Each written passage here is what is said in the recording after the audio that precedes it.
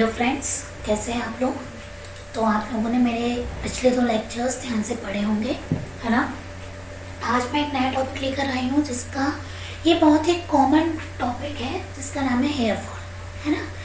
हम देखते हैं कि कैसे डे टू डे लाइफ में हमारे जो हेयर हैं बहुत ज़्यादा रफ हो रहे हैं, ड्राई हो रहे हैं, है ना, और फॉल हो रहे हैं, हेयर लॉस हो रहा है। हेयर प्रॉब्लम आज की डेट में बहुत ही ज़्यादा एक बहुत बड़ी प्रॉब्लम है ना। तो आज हम डिस्कस करेंगे about each and every detail, क्यों हेयर लॉस हो रहा है, क्या क्या रीज़न है हेयर लॉस के, कितने टाइप्स के होते हैं हेयर फॉल, है ना, कॉजेस क्या हैं, ट्रिगर्स फैक्टर क्या है, रिस्क फैक्टर क्या है, किन लोगों में ज़्यादा होता है, क्या मेल में ज़्यादा होता है या फीमेल्स में ज़्यादा होते हैं, किस डिजीज़ के बाद हेयर फॉल ज़्यादा होता है।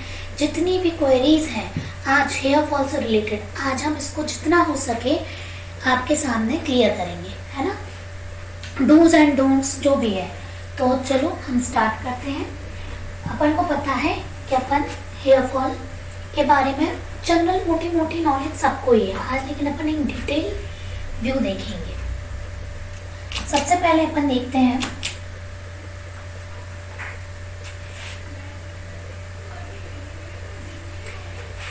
कि जो हेयर फॉल है आप देख रहे हैं मेल और फीमेल से बहुत ही 2 अलग अलग वो है ना। कैसे मेल्स में ये हेयर फॉल का कैरेक्टर है, हेयर लॉस का, फीमेल में ये मेल पैटर्न फीमेल पैटर्न है ना। आप लोग देख रहे हैं फीमेल पैटर्न है, ये आप देखो, ये यहाँ से ये ब्रॉडनेस आ रही है, थिनिंग होके ये ब्रॉडनेस आ रही है। फीमेल पैटर्न में जनरली मिडिल पार्टिंग की जो अपनी स्कैल्प है वो ब्रॉड होती है ना, ठीक है। जो मेल पैटर्न है, मेल पैटर्न आप देख रहे हैं, ये वाला लॉस होता है, यहाँ से ये, है ना, ये, तो ये पूरा अपना क्या है, मेल पैटर्न और फीमेल पैटर्न है, ठीक है। मतलब दोनों की चीज़ें अगर डिफरेंट हैं तो बहुत कुछ सॉल्यूशन बहुत सेम होगा, लेकिन कुछ 1-2 चीज़ें ऐसी रहेंगी जो मेल्स को फीमेल्स को अलग अलग करनी पड़ेंगी। नेक्स्ट देखते हैं इसके बाद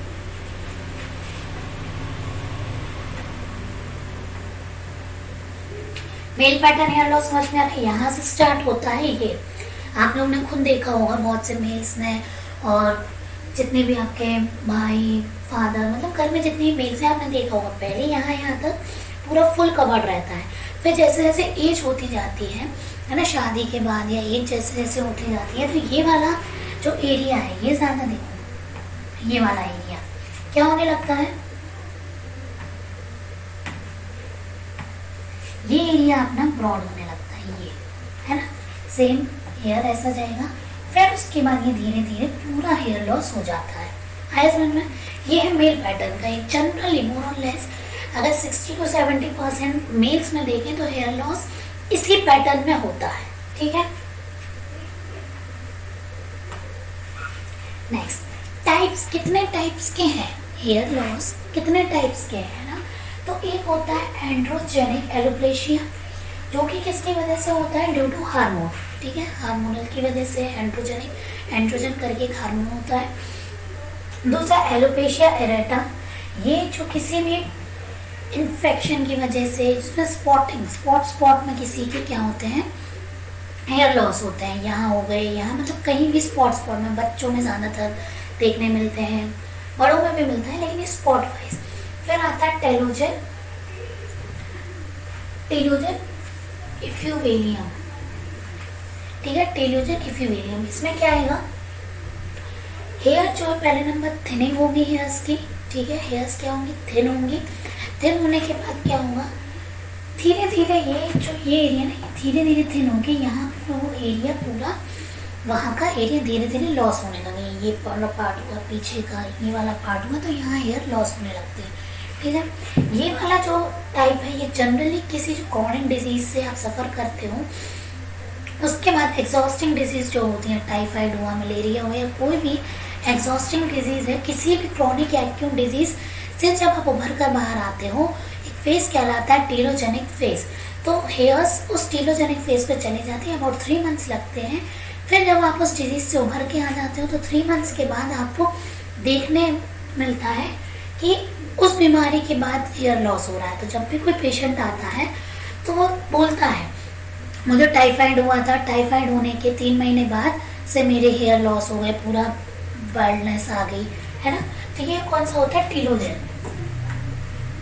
नेक्स्ट देखेंगे अपन कि व्हाट आर द फैक्टर्स, क्यों हेयर लॉस हो रहा है, कॉजेस क्या है, what are the causes of hair loss, है ना, कॉजेस।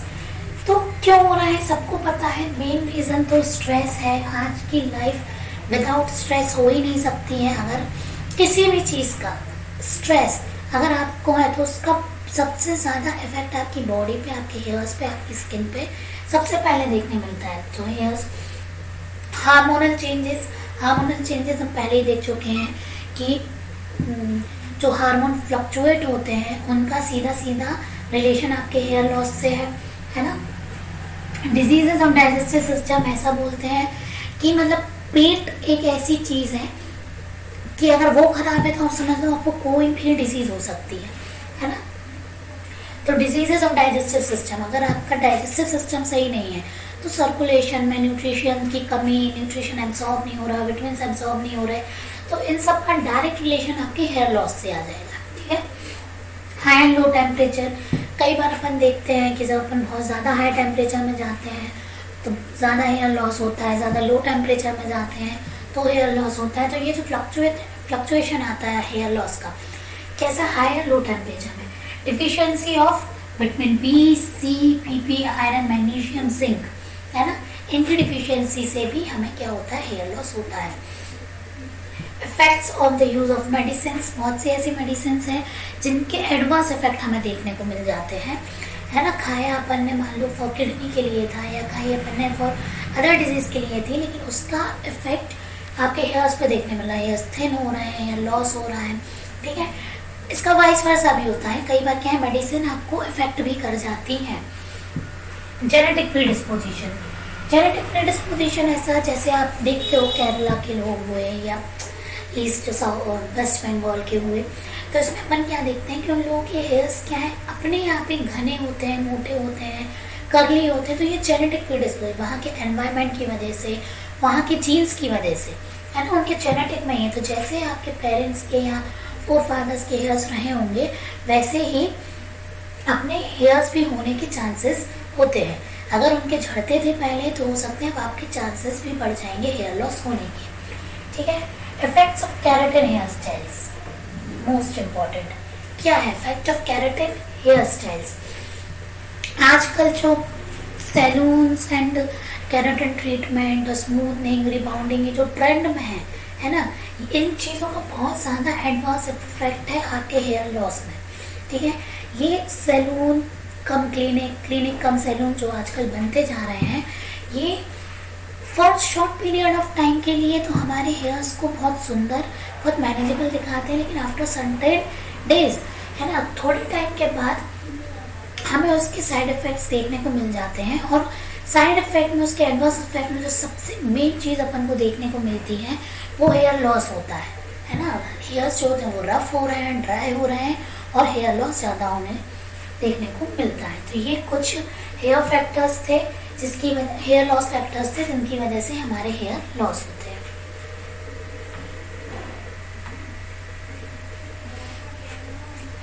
एक फेज आता है मेनोपॉजल फेज, जो कि देखा जाए थोड़ा फिजियोलॉजी, थोड़ा क्या पूरा ही फिजियोलॉजी है। मेनोपॉज फेज फीमेल्स में आएगी। तो जब वो मेनोपॉज फेज आता है तो उस टाइम पे फीमेल्स में सिम्टम्स आते हैं, फ्लशिंग होना, वर्टेक्स पे हीटनेस फील होना, ब्लश होना, है ना, चीक्स पे गरम गरम लगना, लाल होना, पिंकिश रहना। तो ये कुछ पोस्ट मेनोपॉजल सिम्टम्स हैं। तो हेयर लॉस भी उनमें से है कि क्योंकि हार्मोन बहुत ज़्यादा घटते पड़ते हैं, तो इस वजह से क्या होता है, हेयर लॉस होता है। तो ये जनरली हर फीमेल्स को ये देखना पड़ेगा, है ना। इस प्रॉब्लम से हर फीमेल को एक ना एक बार गुजरना पड़ेगा आफ्टर 45 एज के बाद। तो इसके लिए बहुत ज़्यादा मेडिसिनल ट्रीटमेंट लेने से बेटर है कि हम उसको मैनेज कर लें थोड़ी अपने रूटीन से। क्या क्या कर सकते हो, अपने स्कैल्प को मसाज करो जेंटली, कॉम्ब आती है मसाज वाली, उसको गोल गोल घुमा के फिंगर टिप से आप गोल गोल करके मसाज करिए। नेचुरल प्रोडक्ट ज़्यादा यूज़ करिए, हार्श केमिकल्स यूज़ नहीं करने हैं, नेचुरल प्रोडक्ट्स, नेचुरल हेना हुआ या जो भी आंवला शिकाकाई जो भी है, जो नेचुरल चीज़ है जो आपके नेचर से ली गई है उसको लीजिए। Wash your hair less often, हर बार अपने बाल को हर 2 दिन में नहीं धोना है, 3 से 4 दिन के गैप से आपको अपने हेयर वॉश करने हैं। रिलैक्स करिए, म्यूज़िक सुनिए, मतलब अपनी बॉडी को, अपने माइंड को, अपने दिमाग को थोड़ा शांत रखिए, रिलैक्स रखिए। And watch what you eat, ये मेनोपॉजल हुआ हर किसी को, हर मेल हुआ, फीमेल हुआ, पोस्ट मेनोपॉजल हुआ, मिनाकी हुआ, जो भी हुआ, वॉच वॉट यू ईट, जो आप खा रहे हैं उसका डायरेक्ट असर आपकी बॉडी पे, आपकी स्किन पे, आपकी हेयर्स पे, हर चीज़ पे डायरेक्ट असर होगा। तो खाने से पहले एक बार अपने जो ईटिंग हैबिट्स हैं उसको देख लो, अपने खाने को देख लो कि आप क्या खा रहे हैं, है ना। ये ऐसे अपन हैंडल कर सकते हैं पोस्ट मेनोपॉजल हेयर लॉस को, जो एजेड वुमेन्स को जनरली देखने मिलता है। बहुत हेयर लॉस की प्रॉब्लम से टीनेजर्स हुई, एडल्ट हुई, सब ही कहीं ना कहीं इस प्रॉब्लम से फेस कर रहे हैं।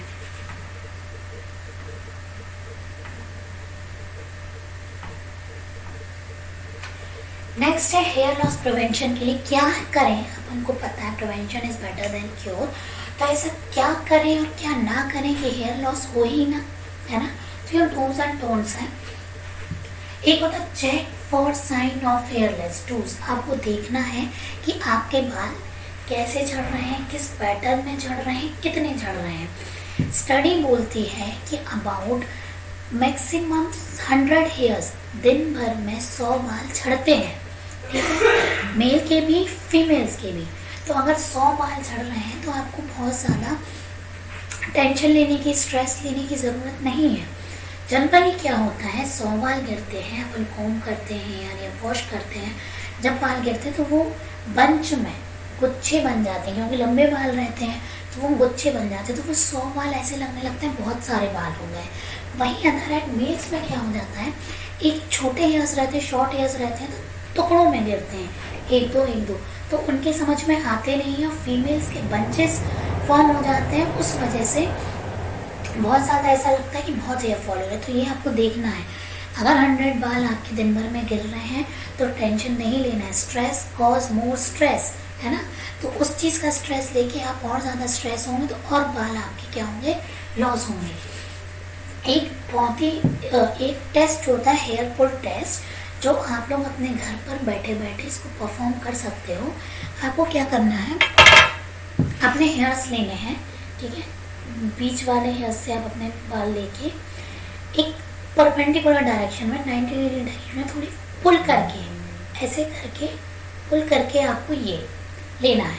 उसके बाद आपको देखना है कि आपके कितने बाल टूटे। मेरा एक भी नहीं गिरा है अभी, थैंक गॉड, ठीक है। ये आपको देखना है। एक बार और ट्राई करते हैं अपन। एक चोक से थोड़ा पुल किया, फिर किया, हाँ, नो यस। अगर इस इतने बाल लेने से अगर आपके मैक्सिमम 5 से 6 बाल टूट के हाथ में आ रहे हैं, मतलब आपको चिंता लेने की ज़रूरत है, ठीक है। यू हैव टू वरी, क्योंकि ये साइन है आपके हेयर लॉस का, ठीक है। आपके बाल जो है वो कमज़ोर हो रहे हैं और वो थोड़े से पुल टेस्ट से आपके क्या हो रहे हैं, निकल के हाथ में आ रहे हैं।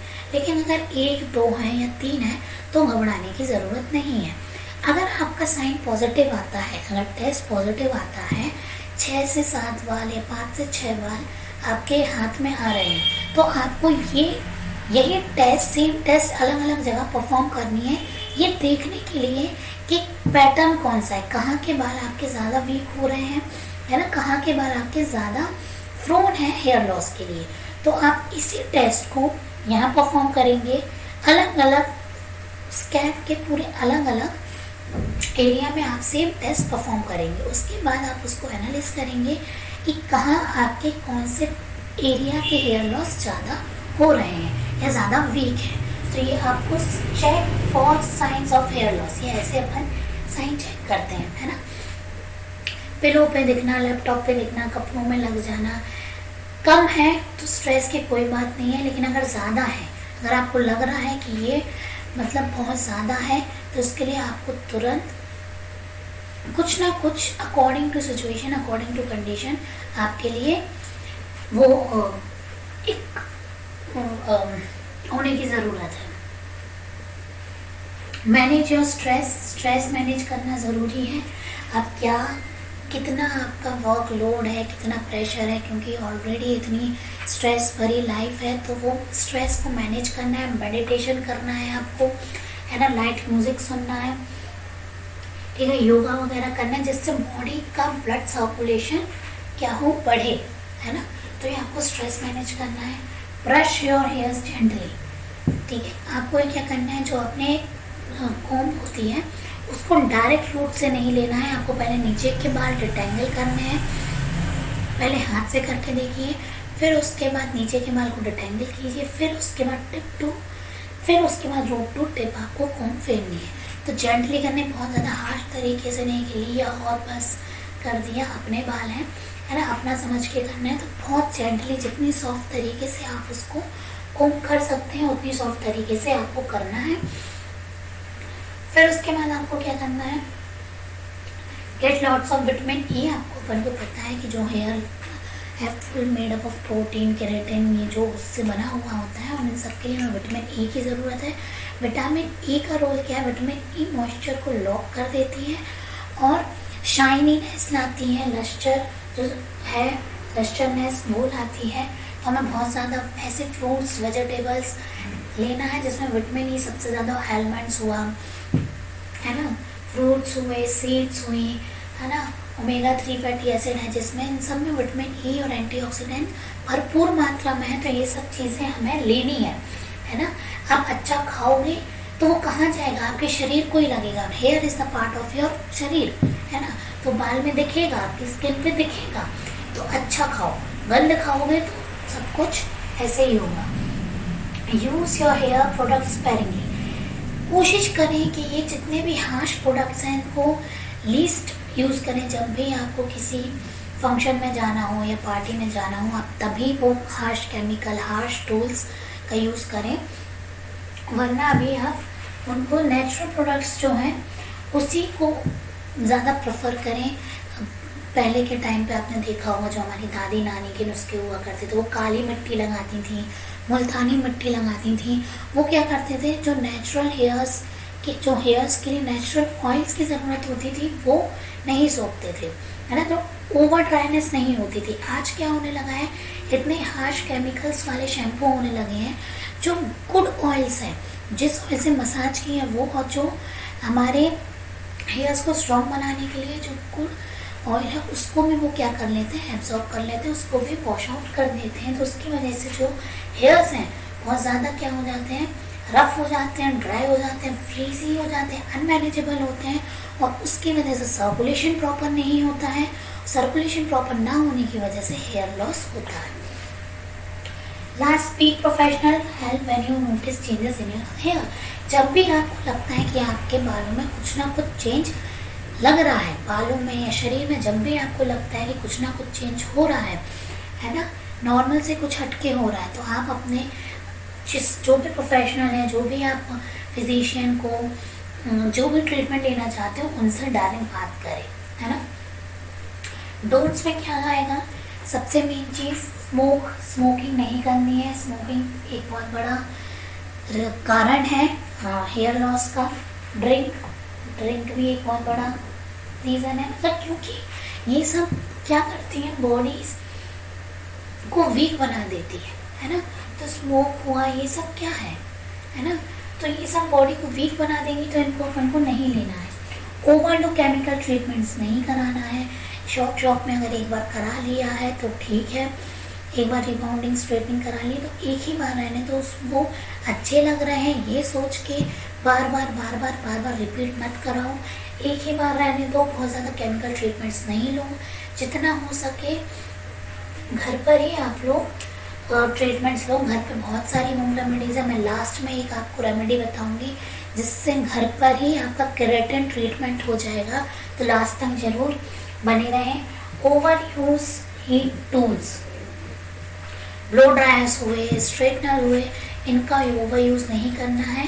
ये टाइम कंज्यूमिंग तो बहुत है, बहुत टाइम बचा लेते हैं, लेकिन इसकी वजह से जो हेयर डैमेज होता है बहुत ज़्यादा हो जाता है।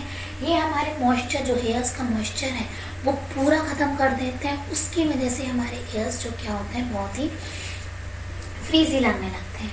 रब और पुल ऑन वेट हेयर, जब भी गीले बाल रहे हैं, बहुत बचपन से सुनते आ रहे हैं, जब भी गीले बाल रहे हैं, वेट हेयर्स रहे हैं, तो उसको टाल से बहुत ज़्यादा रब ना करें, बहुत ज़ोर ज़ोर से फटकारें ना, बहुत ज़ोर ज़ोर से कुंभ ना करें, शांति से कुछ नॉर्मल एलोवेरा या कुछ सीरम वगैरह लगा के उसको पहले डिटेंगल करें। उसके बाद जब थोड़े वो सूखने लगे तब उसको आप क्या करें, धीरे धीरे उसको सुलझाएं, है ना।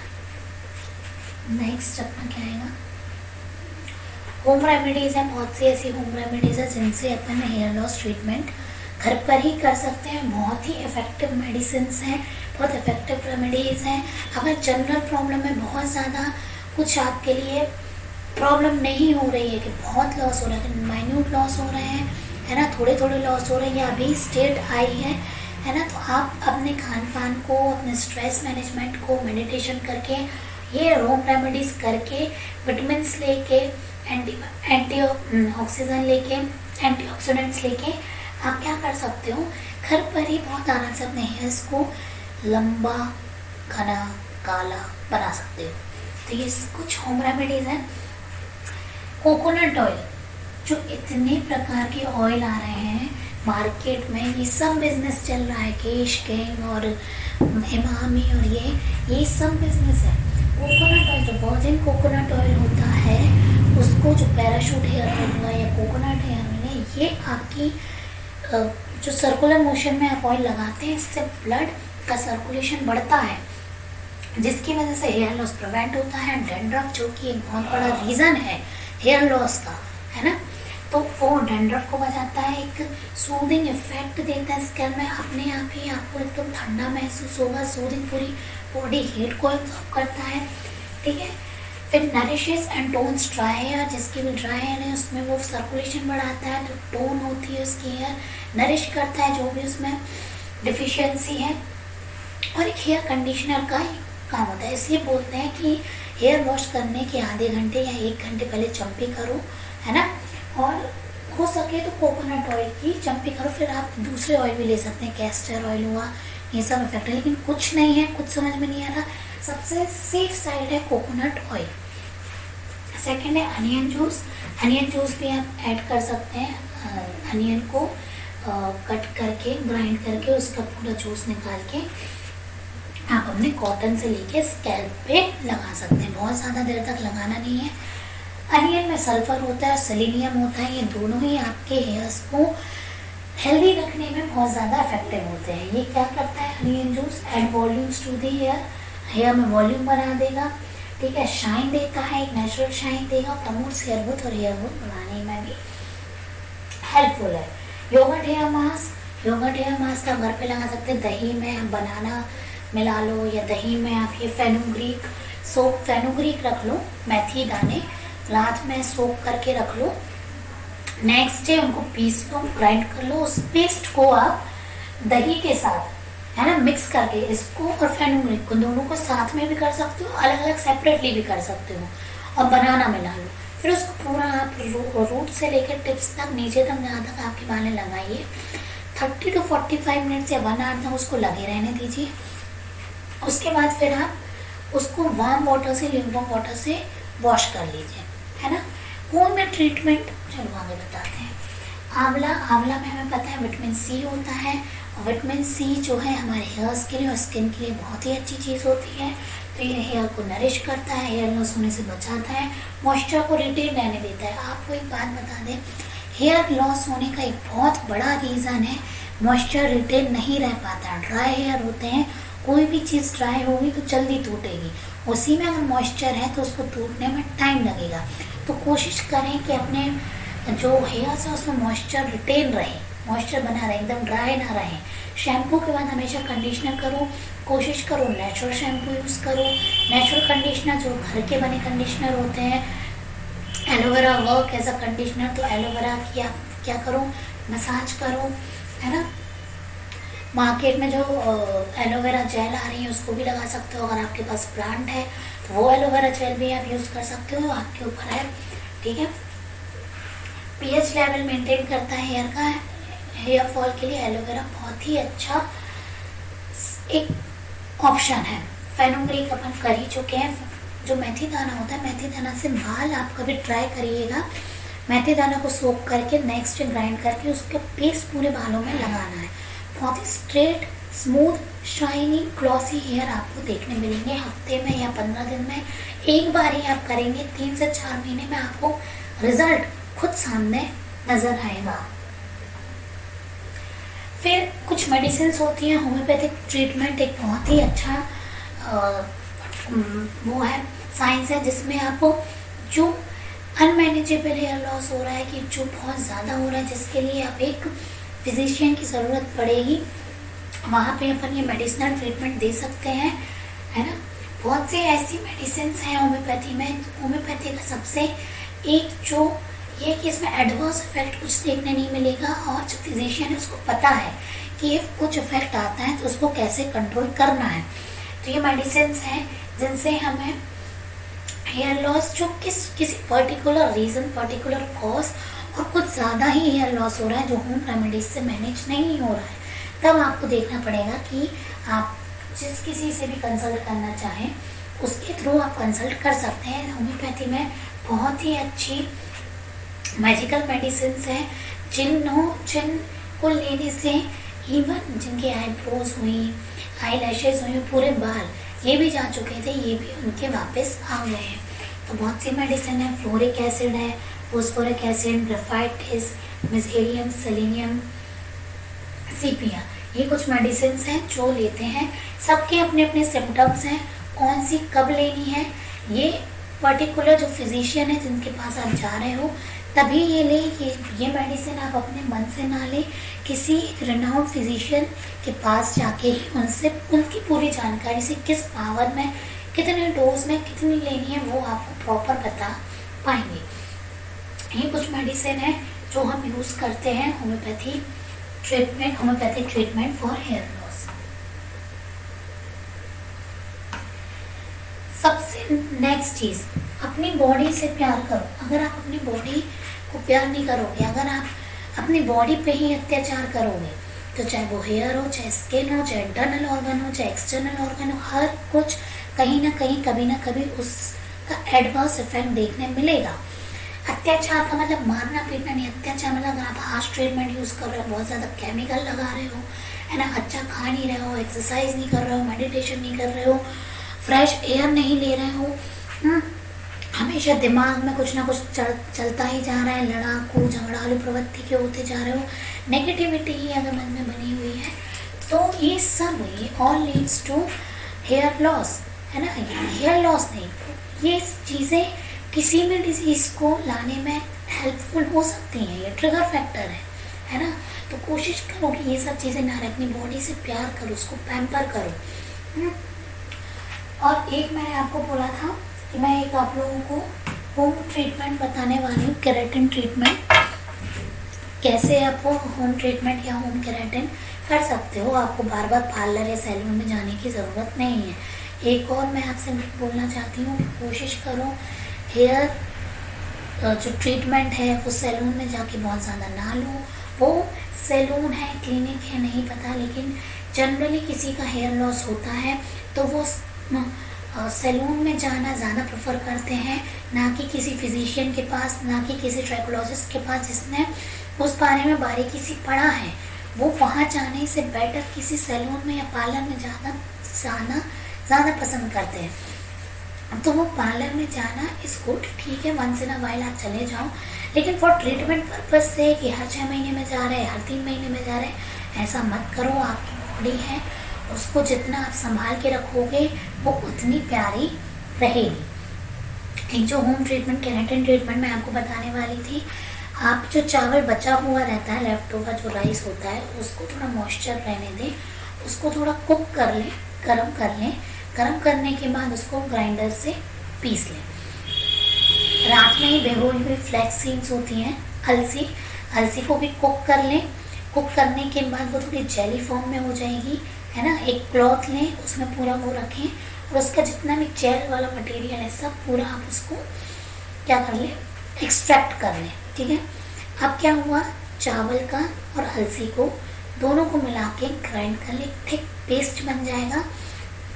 पेस्ट को पूरा रूट से लेकर टिप तक लगाए, ठीक है। ये ट्रीटमेंट लेने के पहले आधे घंटे की, ये मास्क लगाने के पहले आधे घंटे की आप एक स्टीम ले लें। कोशिश करें फुल बॉडी स्टीम हो, लेकिन अगर नहीं ले पाते तो हेयर स्टीम ले लें, जो आजकल अवेलेबल है बहुत ज़्यादा। और अगर नहीं मिल पा रहा है आपको, जो कैप, हीटिंग कैप टाइप की आती हैं, अगर वो नहीं है तो आप क्या कर सकते हैं, जो गीला टाल है, गीले मतलब टाल को एक हॉट वाटर में पूरा ऐसे करके निचोड़ के अपनी पूरी बॉडी मतलब हेयर्स पे पूरा ऊपर से नीचे तक लगा के डैब डैब कर लें। इससे क्या होता है, जो भी ब्लड सर्कुलेशन है वो पूरा बॉडी में हेयर्स में बढ़ जाता है। उसके बाद क्या करें, ये होने के बाद आप वो मास्क पूरा लगा लें। मास्क को और 30 to 45 मिनट से 1 घंटे तक रहने दें। फिर उसके बाद अपने कोई नेचुरल शैम्पू से हेयर को ल्यूकवार्म वाटर से वॉश करके फिर एक कोई भी कंडीशनर को स्किप ना करें। कोशिश करें नेचुरल कंडीशनर लगाएं। जब बाल सूख जाए तो बालों को पूरा नीचे करके सर्कुलर मोशन में, पूरा नीचे करके सर्कुलर मोशन में उसमें क्या करें, फिंगर टिप से ऐसे गोल गोल सर्कुलेशन मोशन में मसाज करें स्कैल्प में। चलिए आज के लिए इतना काफ़ी है। आपको कोई भी डाउट हो, कोई भी क्वेरी हो, कुछ भी आपको जानना हो तो आप मुझे DM कर सकते हैं, कमेंट्स कर सकते हैं। कुछ भी प्रॉब्लम हो तो आप मुझे बता सकते हैं। अगर आप मुझसे कंसल्ट करना चाहते हैं तो आप कमेंट करके बताइए। मैं डिस्क्रिप्शन बॉक्स में सारी डिस्क्रिप्शन डिटेल आपको दे दूँगी। Thank you, bye bye.